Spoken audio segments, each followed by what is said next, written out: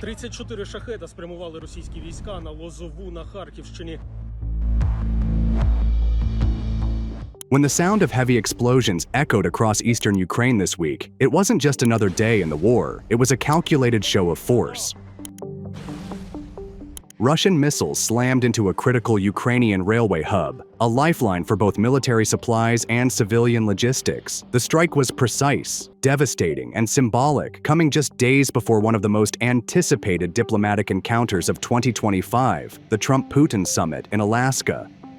The timing couldn't be more deliberate. As the battlefield situation tilts in Russia's favor in certain regions, Moscow appears intent on sending a clear message ahead of high-level talks.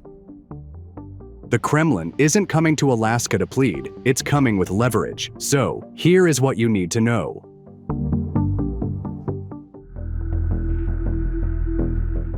On August 15, 2025, US President Donald Trump is set to meet Russian President Vladimir Putin face-to-face for the first time since 2019. It's not happening in Washington or Moscow, but in Alaska, a choice dripping with history and strategy. Once Russian territory before being sold to the US in 1867, Alaska is geographically just 55 miles from Russian soil across the Bering Strait. Trump's own framing of the meeting is blunt. He says he wants to feel out Putin, test his intentions, gauge whether peace is even possible. And he's been clear, if the conversation goes nowhere, he'll walk. This summit was announced shortly after Trump's self-imposed August 8th deadline for a ceasefire passed without any compliance from Moscow. Rather than back down, Russia ignored the ultimatum and kept pressing its military advantage. Now, Trump is coming to Alaska to reopen dialogue, potentially with Ukrainian President Volodymyr Zelensky joining for a trilateral meeting, though that's still under discussion. The key point: the talks aren't being framed as a rescue mission for Ukraine. They're being staged in a way that acknowledges Russia's position on the battlefield. While diplomatic preparations are underway, Russian forces are ensuring the battlefield narrative favors them. The recent strike on the railway hub is a textbook example of strategic targeting. This isn't just any piece of infrastructure, it's a nerve center for moving troops, fuel, ammunition, and humanitarian aid. Disrupting it puts immediate pressure on Ukrainian logistics, forcing Kyiv to stretch its already taxed resources. The message to Ukraine and its backers is unambiguous. Russia can hit critical nodes at will, and no supply line is beyond reach. And this isn't happening in isolation.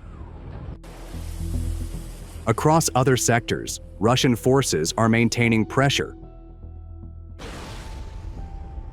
In the Sumy region, where Ukraine's 144th Brigade has been holding the line, Russia has kept up aerial and artillery strikes to prevent Ukrainian counter-movements. On August 11th, Su-34 strike aircraft armed with UMPK-500 precision glide bombs paired with Geran-2 loitering drones tore through Ukrainian positions in Sumy.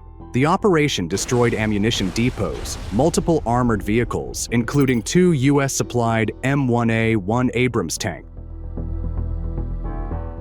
and 4 M2 Bradley infantry fighting vehicles, and disrupted an entire battalion's readiness. The UMPK-500s delivered the opening blows, gliding in from high altitude with satellite-guided accuracy, while the drones hunted down survivors and secondary targets. Earlier in the summer, Russian missiles hit fuel depots near Kremenchuk and rail junctions in Zaporizhia, forcing Kyiv to reroute critical supply lines. Each strike chipped away at Ukraine's ability to mass forces or move heavy equipment without exposing them to attack. Even when ground advances aren't being pushed aggressively, the constant bombardment keeps Ukrainian units on the defensive, burning through manpower, ammunition, and morale.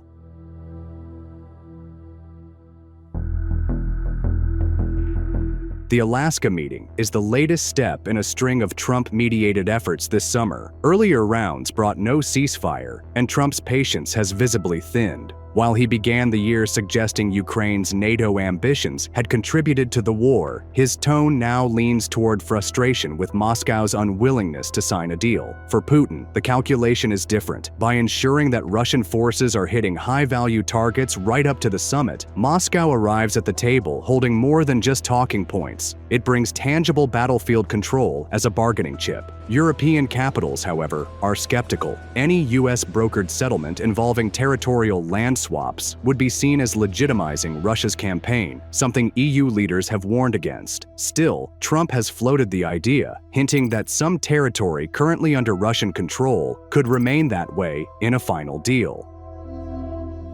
This puts Ukraine in a tight spot. Either resist any deal involving concessions or face the reality that both the US and Russia could move forward with terms that reflect the map as it is, not as Kyiv would like it to be.